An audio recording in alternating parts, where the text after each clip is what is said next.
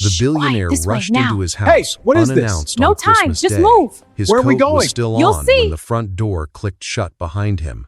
He took 2 steps forward. Then suddenly, someone ran at him. A hand clamped over his mouth. His breath stopped. His body slammed backward into the dark. "Don't make a sound," a woman whispered, shaking. "Please." It was Cynthia, his black maid. She dragged him into a narrow storage closet and shut the door just enough to leave a thin crack. Her finger pressed hard against his lips. Raphael could hear his own heart pounding in his ears. Footsteps moved across the marble floor. Slow, careless, close. Through the crack, Raphael saw his wife step into view, then his younger brother. They stood inches apart, laughing softly, relaxed, like nothing in the world was wrong. "He should be gone by now," his brother said. His wife sighed, irritated. "I doubled the dose in his green juice this morning." Raphael's legs nearly gave out. The dizziness, the weakness, the sickness he had ignored, all made sense in that instant. Christmas was not a surprise. It was the final day. Cynthia tightened her grip on his wrist. Her eyes locked on his, filled with fear and certainty. "If you walk out there," she whispered, "you won't make it to tonight." And just like that, Raphael realized the most dangerous place in the world was his own home, and the only person trying to save him was the woman he barely noticed. Christmas Day in Houston, Texas, was supposed to be easy for Raphael Justin. He wanted one calm hour at home before the phone started again. So he left his office early, drove straight to the mansion, and told no one. No call, no text, no warning. He wanted to surprise his wife, Lauren, and prove he could do normal things. The gate opened. The yard lights were on, the tree lights on the windows too, but the house felt too quiet.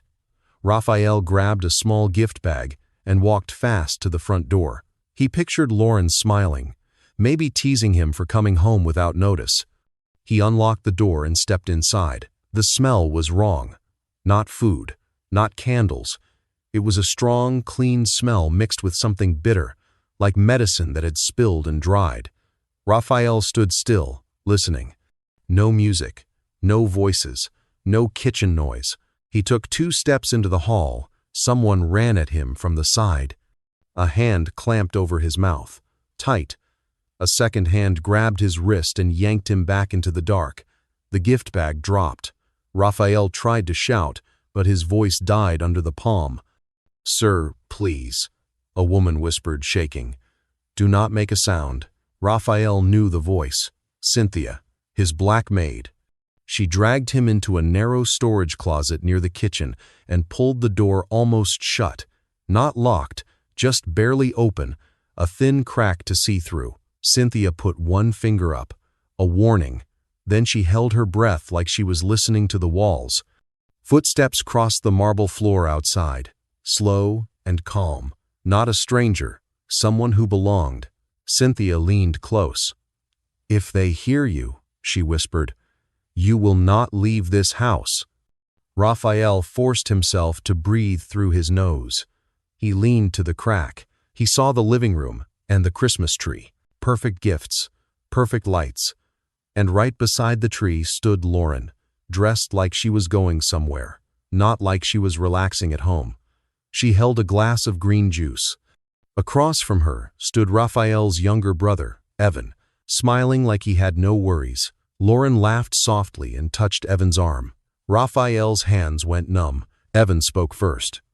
"He is still standing," he said. "How is he still standing?" Lauren's voice stayed calm. "I doubled the dose," she replied.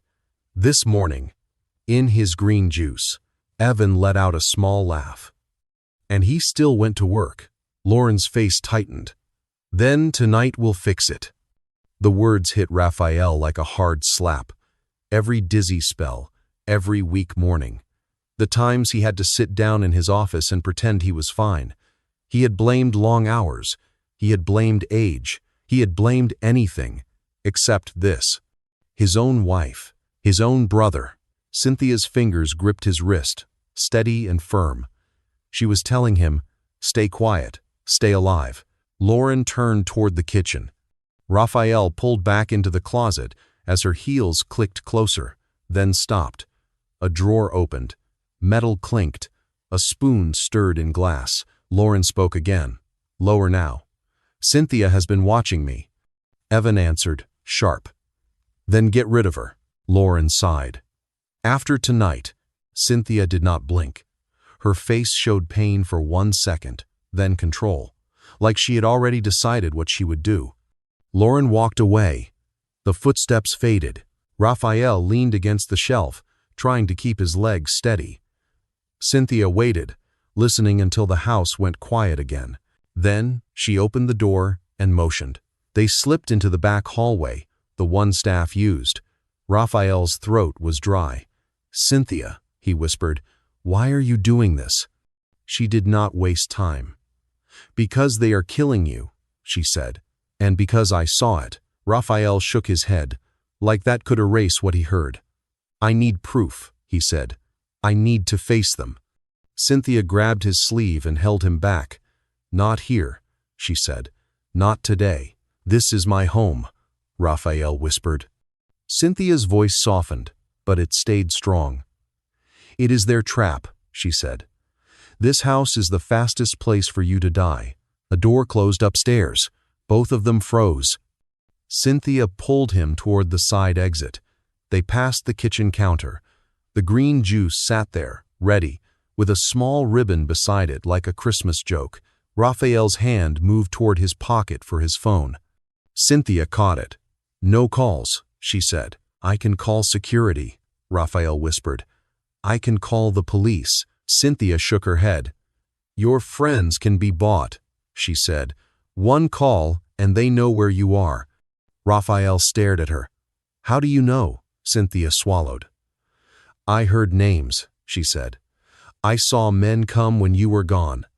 And Lauren asked me about my family, like she wanted to know who would miss me. Raphael felt sick. Cynthia reached into her apron pocket and showed him a tiny plastic bag, folded tight. Inside was pale powder. I took this from the trash last week, she said. Lauren said it was vitamins, but I watched her hide it, and I watched her measure it. I kept it because my gut told me something was wrong. Raphael stared at the bag like it could burn him. We can test it, he whispered. Cynthia nodded once. Yes, but not with anyone we do not trust, she said. Not yet, right now. Cynthia opened the side door. Warm air rushed in, thick and wet. She pointed to her old sedan by the fence. Get in, she said. Now. Raphael hesitated and looked back at the bright tree in the living room, at the life he thought was real. Then Lauren's voice floated down the hall, sweet and sharp. Raphael, are you home? Cynthia's face went still. She pushed him toward the car, and Raphael understood that the next sound he made might be his last. Raphael slid into Cynthia's old sedan and pulled the door shut without a sound. Cynthia started the engine and backed out fast, steady, like she had done this before. In the mirror, Raphael saw the mansion hallway light turn on. A shadow crossed the glass. Lauren. Raphael dropped low in the seat. Cynthia drove behind the hedges, took the service road, and reached the gate. The sensor beeped once. The gate opened. No guards appeared. No one stopped them. They rolled out into the street, and the gate closed like nothing was wrong. Raphael tried to breathe, but his chest felt tight. His mind kept replaying Lauren's voice, calm and annoyed, like she was talking about laundry, not his life. He reached for his phone. I need to call security, he whispered, or the police. Cynthia caught his wrist. No calls, she said. Cynthia, they are poisoning me. I know, she answered. That is why you cannot call. Phones can be traced. Watches can be traced. Cars can be traced. Your wife has access to your systems. Your brother has money to buy people. One call gives them your place. Raphael stared at her. The word buy made his stomach twist. He had used money his whole life, but he had never thought of it being used to erase him. I have a friend, Raphael said. Captain Miles. He will help." Cynthia shook her head. "I heard that name in your house," she said. "I heard it with your brother's voice. I do not trust him." Raphael wanted to fight her on it, but a wave of sickness rose. He leaned forward, breathing through it, feeling weak, angry, and ashamed all at once. He was a man who signed billion-dollar deals, but he could not even keep his own body steady. Cynthia drove through Houston streets dressed for Christmas. Lights, traffic, people with bags, families smiling. Raphael watched from the back seat like a stranger looking through glass. He felt cut off from normal life, like he was already gone. Cynthia turned into a scrapyard lot and stopped near a bin of broken parts. Metal and old cars stood in piles. A worker glanced at them, then looked away. "What are we doing here?" Raphael asked. Cynthia held out her hand. "Your phone," she said. "Your watch." Raphael hesitated. His watch was a gift from his father. His phone held everything, his accounts, his contacts, his codes. Giving them up felt like losing his name. Cynthia did not beg. She just waited. Raphael unclasped the watch and placed it in her palm. Then he handed her the phone. Cynthia rolled down the window and threw both into the bin. They disappeared with a hard clank. Raphael flinched. "That was my life." Cynthia kept her voice calm. "That was their map," she said. "Now your signal ends here. If they track you, it stops in a scrapyard. That buys time." Time was the one thing Raphael needed. Cynthia drove into a part of Houston Raphael never visited. Small houses, cracked sidewalks, puddles, barking dogs, kids on bikes. People looked at the car, then looked away.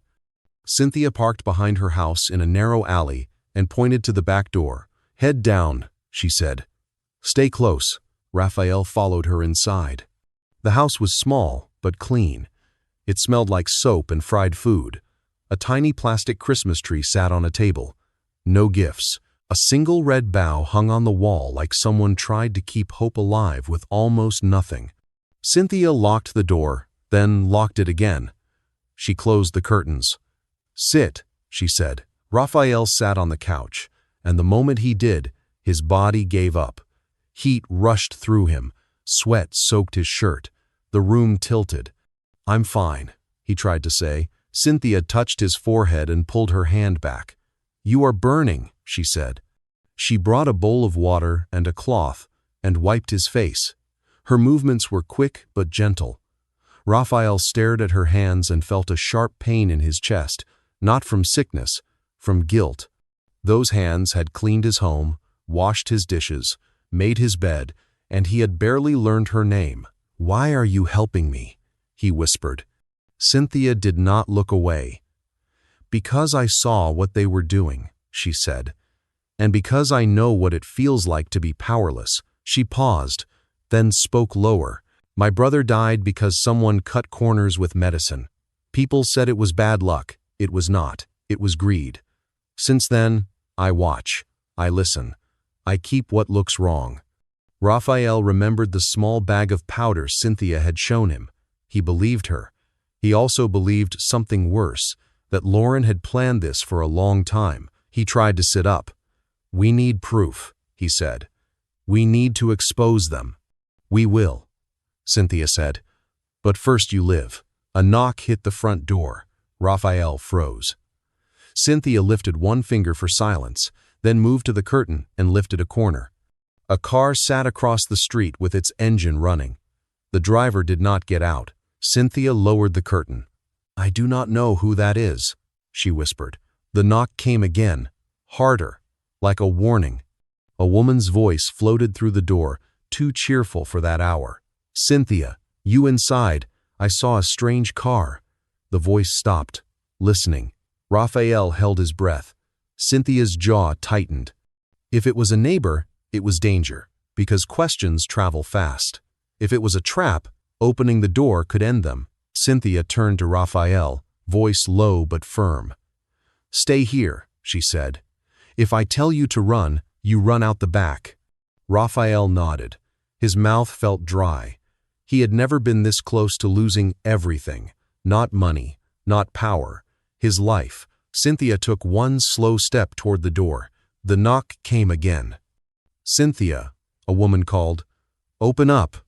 I saw a strange car." Cynthia held up one finger to Raphael, then walked to the door like this was a normal Christmas visit. She opened it only a little, the chain still on. Mrs. Parker stood on the porch in a bright red sweater, holding a plate covered in foil. Her smile looked friendly, but her eyes kept moving. To the driveway, to the street, back to Cynthia's face. "I was worried," Mrs. Parker said. "You came in late, and now there's a car I don't know." Cynthia kept her voice calm. "It's my cousin," she said. "He dropped me off, then left." Mrs. Parker lifted the plate. "I made extra food," she said. "I brought you some." "Thank you," Cynthia said, taking it. Mrs. Parker did not leave. She leaned closer, trying to see past Cynthia's shoulder. Cynthia shifted to block the view, smooth and quiet. "You look tired," Mrs. Parker said. "You okay?" Cynthia nodded once. "Just a long week." Mrs. Parker pointed her chin toward the street. "That car across the way has been sitting there," she said. "It's not normal. I don't want trouble near my house." Cynthia's grip tightened on the plate.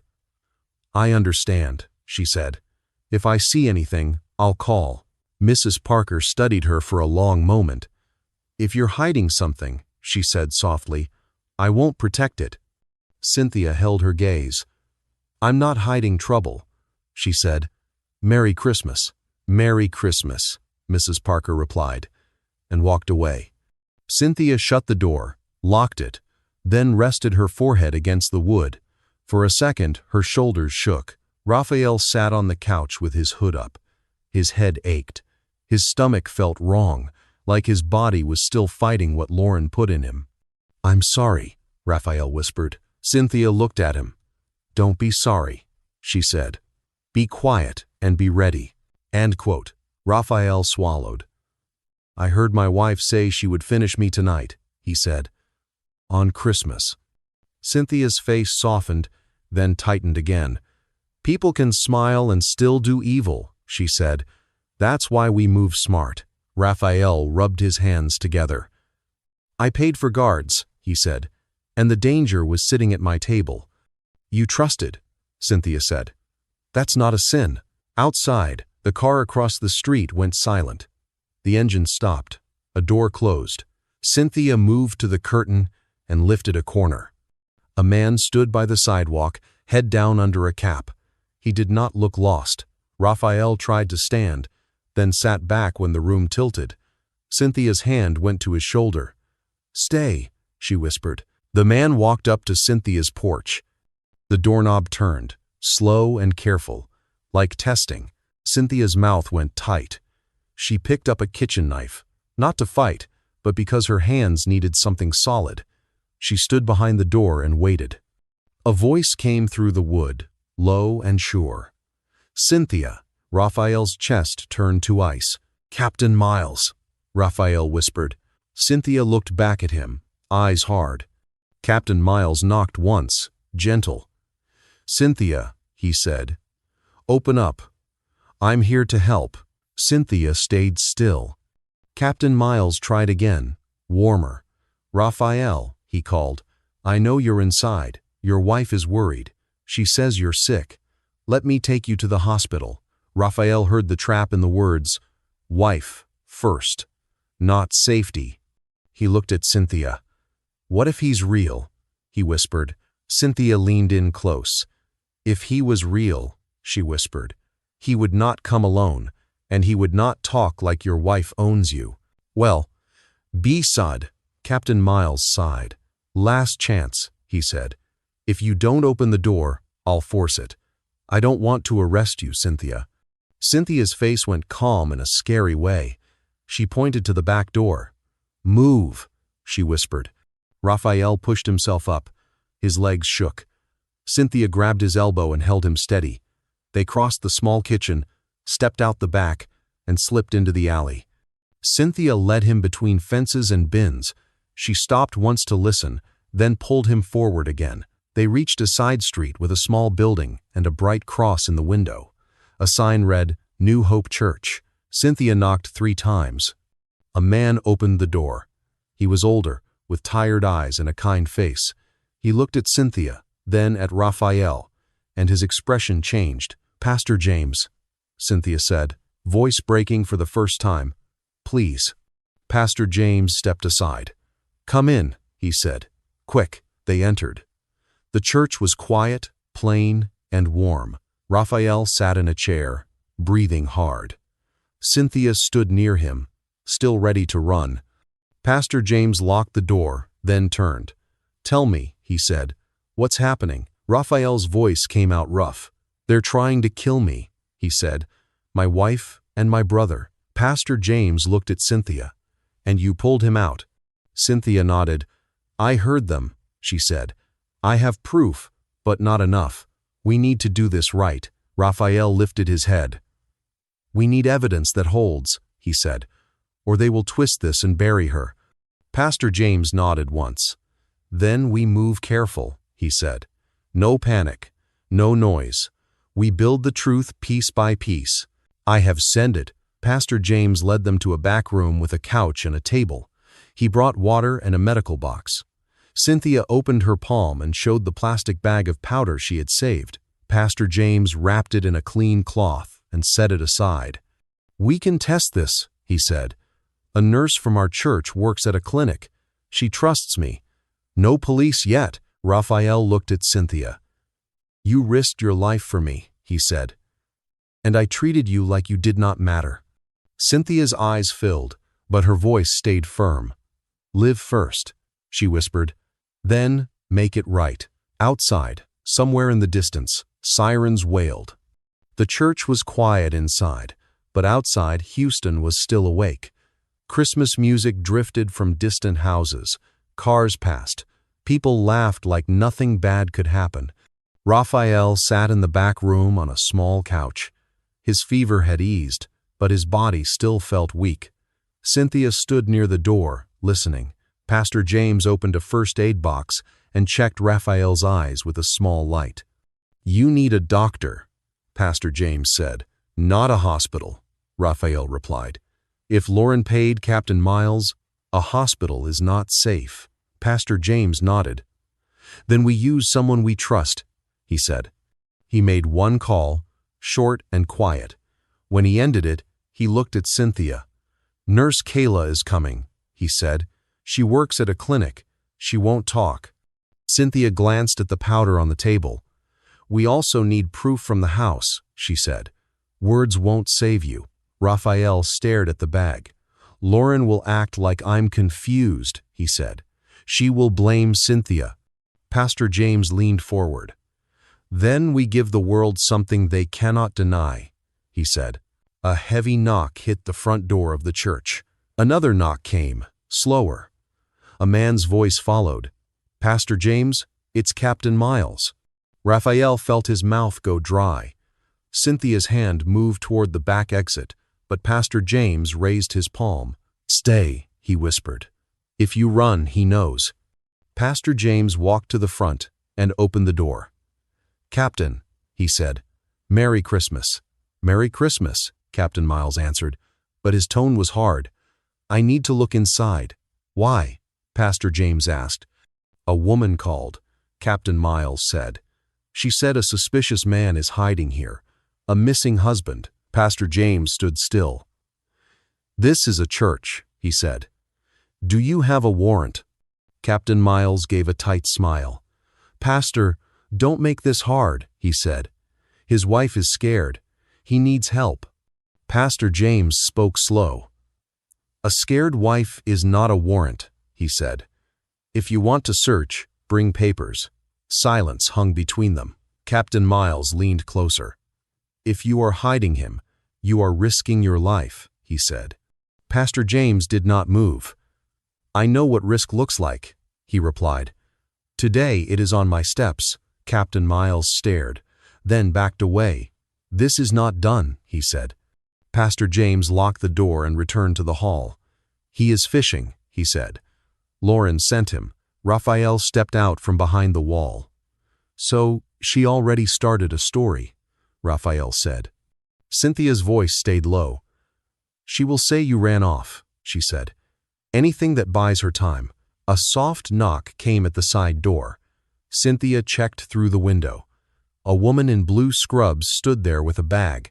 "Nurse Kayla," Cynthia whispered. Pastor James let her in. Nurse Kayla was young, with calm eyes and quick hands. She checked Raphael's pulse, his temperature, and his breathing. "You were drugged," she said. "Not once. Over time." Raphael swallowed. "Can you prove it?" he asked. Nurse Kayla nodded. "If I test blood," she said, "and if I test that powder." She took a small sample from Raphael's finger. Then she sealed a tiny amount of powder in a vial. "I'll take these to my clinic," she said. "Quick tests. Not perfect, but enough." "How long?" Raphael asked. 2 hours, she said. "Stay here. Don't move." When she left, Cynthia sat for the first time. Her shoulders dropped. Raphael looked at her. "You saved me," he said. Cynthia stared at the floor. "I did what was right," she said. Raphael's voice cracked. "I had guards, cameras, gates," he said. "Yet I was dying at my table." Cynthia raised her eyes. "If you live," she said, "use your power to tell the truth. Protect the people you ignore." Raphael nodded. "I will," he said, "and I will protect you." Pastor James pulled a notebook from a drawer. "We list what we need," he said. "Proof of poison, proof of who gave it, a safe way to stop them." Raphael leaned forward. "I installed a backup camera system," he said. "Lauren doesn't know. It records to a drive in my office safe behind a picture frame." Cynthia's face tightened. "Your office is in the house," she said. "Yes," Raphael said. "But if we get that drive, we can show her mixing the powder." Pastor James nodded. "Then we plan a careful trip," he said. "No police yet, not until we hold the proof." Outside, the day turned darker. Christmas evening came closer, the same night Lauren said would end Raphael. Pastor James opened a small metal box and took out plain keys. "These are for the church van," he said. "No fancy plates, no tracking." Cynthia found a jacket and a knit cap and handed them to Raphael. "Your face is known," she said. "Tonight you look like a tired man going to see family." Raphael pulled the cap low and stared into a dusty mirror. He looked smaller, almost ordinary, and that scared him more than he expected. He pictured his office, the safe behind the picture frame, the narrow hall that creaked near the stairs. He remembered where the cameras stopped. Cynthia watched him, then squeezed his hand once. "We move quiet," she said, "and we do not separate." Nurse Kayla called. Pastor James put the phone on speaker. "It's poison," Nurse Kayla said. "It matches the powder. Small doses over time. A double dose could stop his heart." Raphael closed his eyes. Cynthia pressed her hand to her mouth. Nurse Kayla continued. "If they think he's alive, they will move fast," she said. "Do not give them time." Pastor James looked at Raphael. "We go for the drive tonight," he said, "while they still believe their plan is working." Raphael stood. His legs shook once, then held. He looked at Cynthia. "We go together," he said. "We come back with the truth." The church van rolled through Houston on Christmas night. Pastor James drove. Cynthia watched the mirrors. Raphael stayed low in the back, cap down, trying to stay steady. They reached the street near the mansion. Tree lights glowed in the windows like nothing was wrong. Pastor James parked a block away. A car slowed near the corner. Headlights swept across them once, then moved on. Raphael felt his breath catch.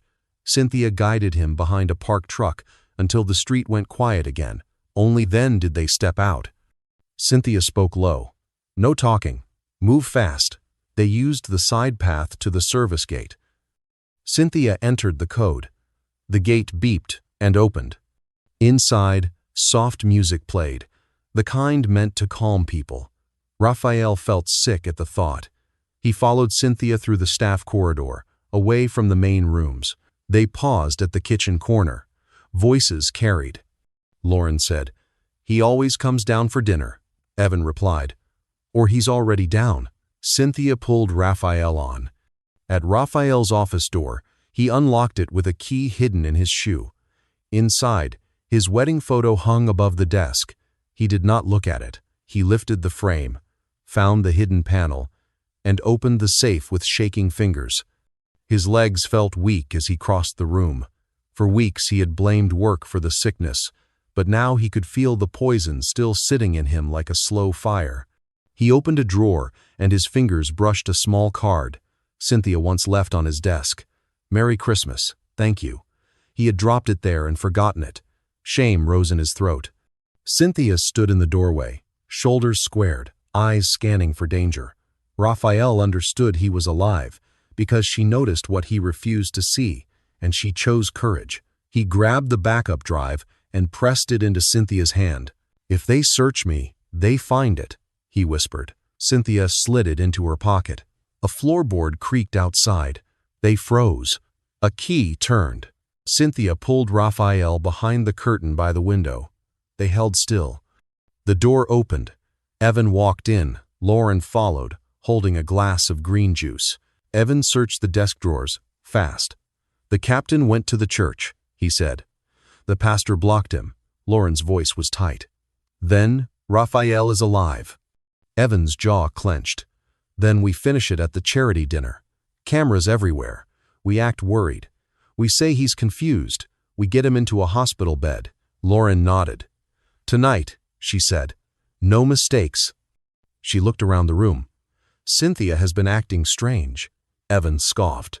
"Cynthia is nothing." Raphael's fists tightened. Cynthia stayed calm. They left. The door shut. Cynthia waited, then whispered, "Now." They slipped out through the corridor and back to the service gate. The van was running before they reached it. The charity dinner was downtown at a hotel ballroom dressed for Christmas. They entered through a side staff door. Nurse Kayla waited with a small laptop. Raphael handed her the drive. She plugged it in and clicked a file. Video appeared. Lauren in the kitchen, measuring pale powder into a glass. Evan beside her. Lauren stirring, smiling, carrying the drink away. Raphael's throat burned. "That's proof," he said. Kayla nodded. "It matches what's in your blood," she said. Pastor James said, "No local police." Kayla made one call. A federal agent arrived and watched the clip twice. Her face stayed hard. "This is attempted murder," she said. Raphael pointed to Cynthia. "She saved me," he said. "Protect her." The agent nodded. "We will. Are you ready to face them?" Raphael took one slow breath. "Yes." Agents moved into place. Behind the ballroom curtain, Raphael heard Lauren speaking on the microphone, sweet and smooth, wishing everyone Merry Christmas. Cynthia touched his arm. "Stay close," she whispered. Raphael stepped into the ballroom. The room went quiet in waves. Heads turned. Someone dropped a glass. Lauren's smile froze. Evan stepped back. Lauren hurried down from the stage, hands open like a loving wife. "Raphael," she said, "where have you been?" Raphael kept his voice calm. "You were not scared," he said. "You were angry I was still alive." Lauren's mouth opened, then closed. The federal agent stepped forward. "Lauren Justin, you are under arrest." Cuffs clicked. Evan tried to disappear into the crowd, but another agent caught him. "Evan Justin, you are under arrest." Evan shouted, "This is a lie." Raphael faced the guests. "It's not a lie," he said. "They poisoned me. I have the video. Cynthia heard them plan it. Cynthia pulled me out before they finished it." Phones lifted. Cameras recorded. Lauren's eyes flashed with hate, then fear, as she was led away. Raphael turned to Cynthia and held her hand where people could see. "I owe my life to her," he said. "She did not do it for money. She did it because it was right." Cynthia's eyes filled. She tried to pull back out of habit, but Raphael held on gently. "You won't be invisible again," he whispered. Cynthia whispered, "I only wanted you to live." And Raphael nodded. tears finally falling today. The ballroom stayed silent as Lauren and Evan were taken out. Outside, luxury cars waited at the curb. Raphael walked past them and opened the church van door for Cynthia. "Come with me," he said. "Not to work, to live." Cynthia looked at him, then nodded and climbed in. In the van, Raphael kept staring at Cynthia's hands in her lap. They were worn, but steady. "I'm sorry," he said, voice low. "I treated you like you did not matter." Cynthia did not smile. "Fix it with what you do next," she said. Pastor James nodded. "Truth first," he said, then healing. The van drove into the night, away from the mansion, away from the lie, toward a life built on truth. Dear viewers, this story is not just about a billionaire and a maid.